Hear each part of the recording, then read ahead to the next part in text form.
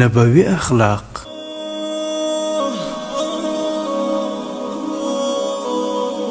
نبی اکرم صلی الله علیه وسلم د صحابه کرامو په منځ کې ناستو چې یو یهودي راغی. د خلکو په منځ کې ورتیر شو او په بد اخلاقی د نبی کریم صلی الله علیه وسلم جامو ته لاس ور واچوه او جامې ورڅخه راکش کړې. په غصه ورته وویل چې ای محمده زما قرض راکړه. تاسو د بني هاشم ټول قوم همداسې یاست چې قرض اخلی خو په سمه یې نه ادا کوئ. نبی اکرم صلی الله علیه وسلم له دغه یهودي څخه قرض اخیستی و خو د ادا کولو نیټه یې لا پوره شوې نه وه. کله چې حضرت عمر رضی الله عنه د یهودي بد اخلاقي ولیدل نو په تلوار سره په غصه ولاړ شو او خپله توره یې راواخیستله. نبی علیه السلام مبارک ته یې وویل یا رسول الله ما ته اجازه راکړه چې د دغه یهودي سر ووهم. نبی اکرم صلی الله علیه وسلم حضرت عمر فاروق ته په تبسم وفرمایل د تورې پر ځای هغه ته د حق اخیستلو طریقه وښایه او ما ته د هغه د حق ورکولو وصیت وکړه.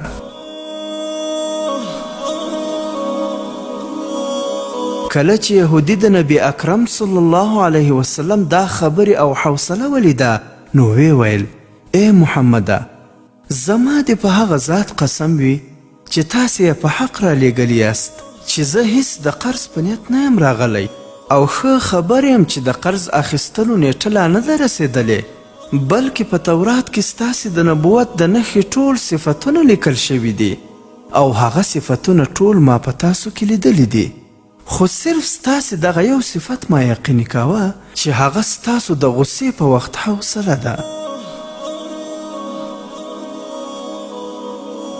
سم دستی اشهد ان لا اله الا الله و اشهد ان محمد رسول الله وویل. اسلام قبول کړ بیا یې له ډېرې خوشحالۍ څخه وویل چې هغه قرض د مسکینانو لپاره خیرات کړل شو. له هغه یهودي څخه ښه اصحابي جوړ شو. د نبی علیه السلام سره یې ډېرې غزاوې وکړې. آخر د تبوک په غزا کې په شهادت ورسید. یو سپینګیري مات شوي بادام د نبی علیه السلام مخې ته کېښودل.